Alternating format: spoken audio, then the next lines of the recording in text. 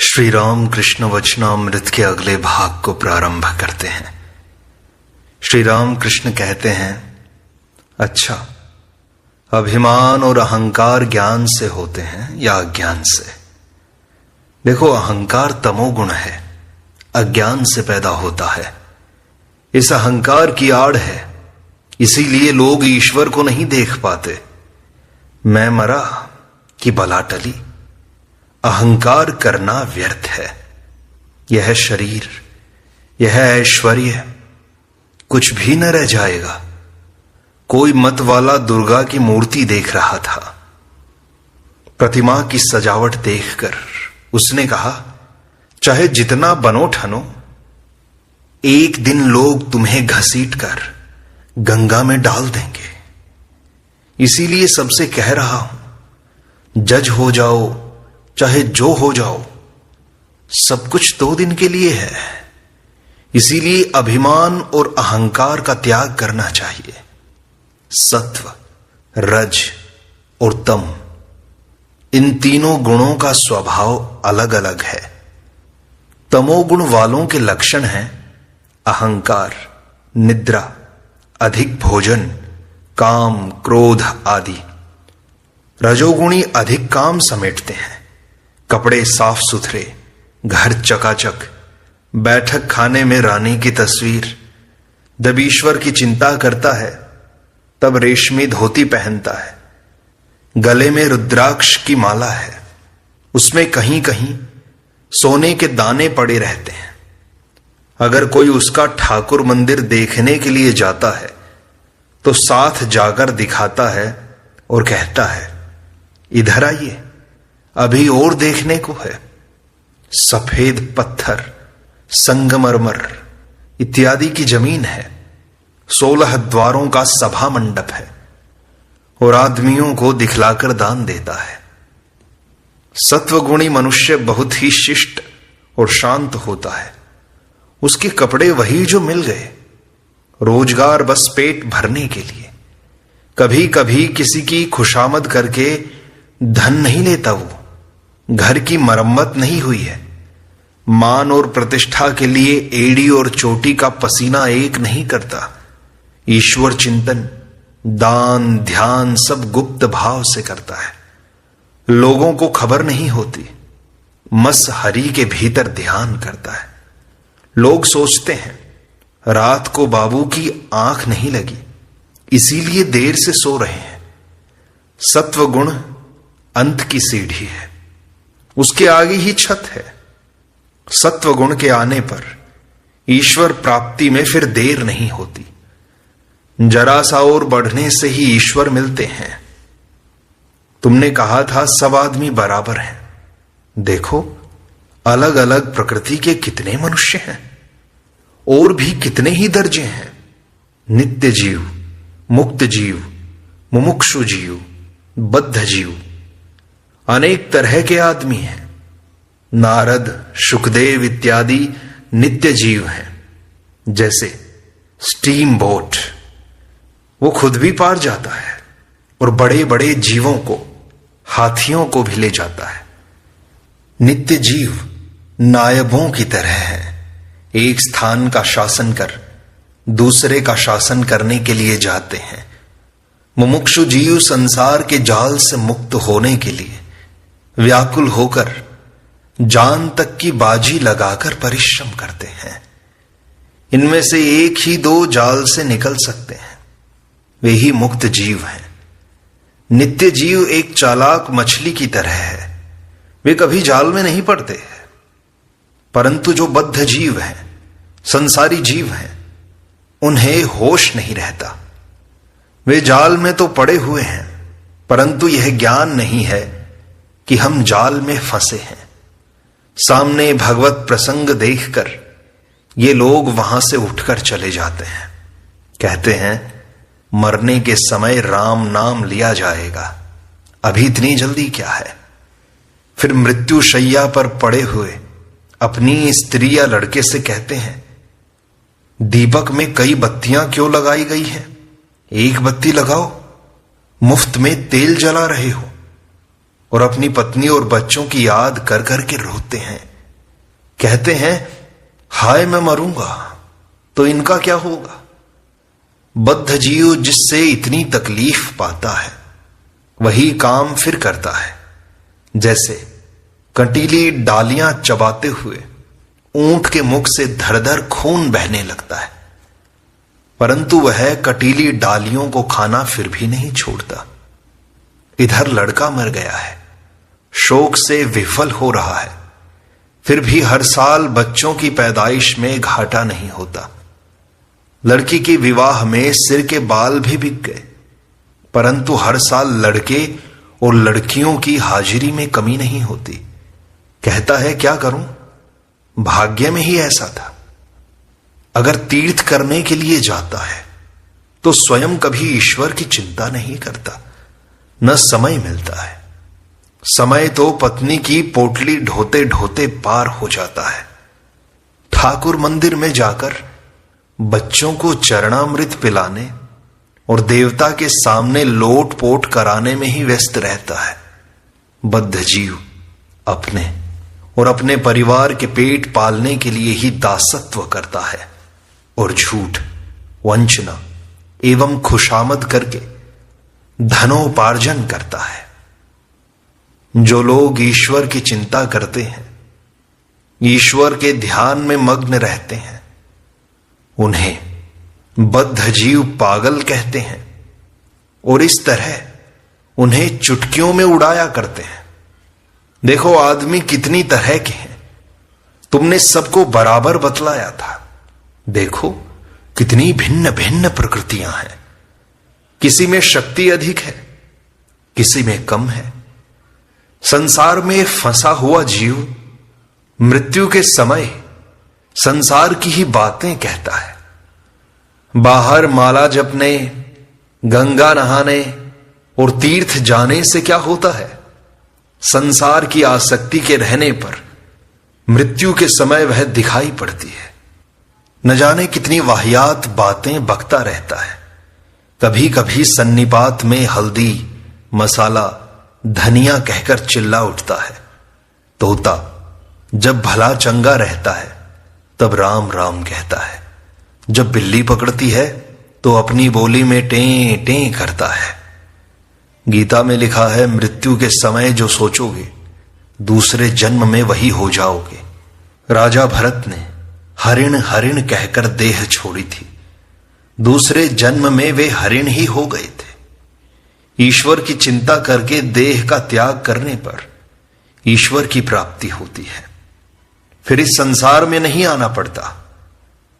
भक्त कहता है महाराज, किसी ने दूसरे समय में ईश्वर की चिंता की है परंतु मृत्यु के समय नहीं कर सका, तो क्या फिर उसे इस दुखमय संसार में आना होगा। पहले तो उसने ईश्वर की चिंता की थी ना। श्री राम कृष्ण कहते हैं जीव ईश्वर की चिंता तो करता है परंतु ईश्वर पर उसका विश्वास नहीं है, इसलिए फिर भूलकर संसार में फंस जाता है।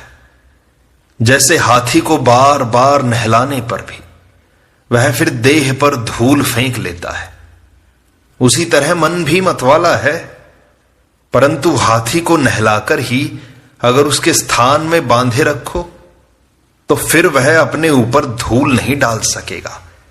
अगर मृत्यु के समय जीव ईश्वर की चिंता करता है तो उसका मन शुद्ध हो जाता है। वह मन फिर कामिनी कांचन में फंसने का अवसर नहीं पाता। ईश्वर पर विश्वास नहीं है, इसीलिए इतने कर्मों का भोग करना पड़ता है। लोग कहते हैं जब तुम गंगा नहाने जाते हो तब तुम्हारे शरीर के पाप किनारे के पेड़ पर बैठ जाते हैं। तुम गंगा नहाकर निकले नहीं कि वे पाप फिर तुम्हारे सिर पर सवार हो जाते हैं। देह त्याग के समय जिससे ईश्वर की चिंता हो उसी के लिए पहले से उपाय किया जाता है। उपाय है अभ्यास योग। ईश्वर चिंतन का अभ्यास करने पर अंतिम दिन भी उसकी याद आएगी। भक्त कहता है बड़ी अच्छी बातें हैं महाराज, बड़ी सुंदर बातें हैं। श्री राम कृष्ण कहते हैं कैसी बेसिर पैर की बातें मैं बक गया, परंतु मेरा भाव क्या है जानते हो?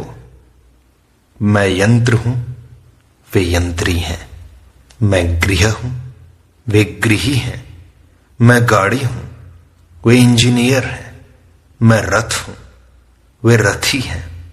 जैसा चलाते हैं वैसा चलता हूं, जैसा कराते हैं वैसा करता हूं। अगले दिन एक भक्त श्री राम कृष्ण से पूछते हैं, ब्रह्म अगर मां है तो वे साकार हैं या निराकार? श्री राम कृष्ण कहते हैं, जो ब्रह्म है वही काली भी है। जब निष्क्रिय हैं तब उन्हें ब्रह्म कहते हैं। जब सृष्टि, स्थिति, प्रलय यह सब काम करते हैं तब उन्हें शक्ति कहते हैं। स्थिर जल से ब्रह्म की उपमा हो सकती है। पानी जब हिलता डुलता है तब वह शक्ति की, काली की उपमा है। काली वे हैं जो महाकाल के साथ रमण करती हैं। काली साकार भी हैं और निराकार भी। तुम लोग अगर निराकार पर विश्वास करते हो तो काली का उसी रूप में ध्यान करो।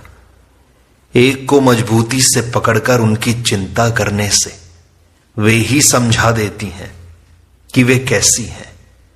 श्याम पुकुर पहुंचने पर तेली पाड़ा भी जाने लगोगे, तब तुम समझ जाओगे कि ईश्वर हैं। यही नहीं बल्कि वे तुम्हारे पास आकर तुमसे बोलेंगे, बातचीत करेंगे, जैसे मैं तुमसे बोल रहा हूं। विश्वास करो, सब हो जाएगा। एक बात और है, तुम्हें अगर निराकार पर विश्वास हो तो उसी विश्वास को दृढ़ करो, परंतु कट्टर मत बनो। उनके संबंध में जोर देकर ऐसा न कहना कि वे यह हो सकते हैं, यह नहीं। कहो, मेरा विश्वास है वे निराकार हैं। वे और क्या क्या हो सकते हैं, अब ये तो वही जाने।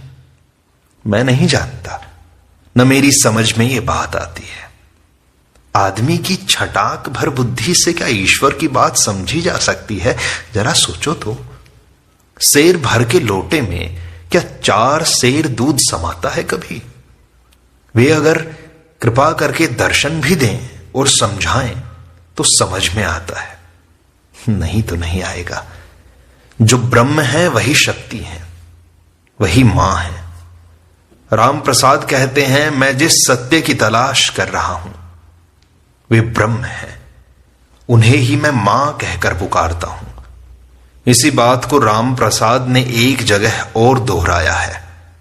काली को ब्रह्म जानकर मैंने धर्म और अधर्म दोनों का त्याग कर दिया है। अधर्म है असत कर्म, धर्म है वैधि कर्म।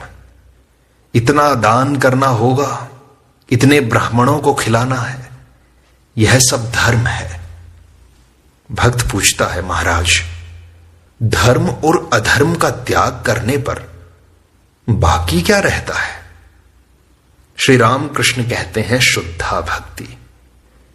मैंने मां से कहा था, मां यह लो अपना धर्म, यह लो अपना अधर्म, मुझे तो बस शुद्धा भक्ति दो।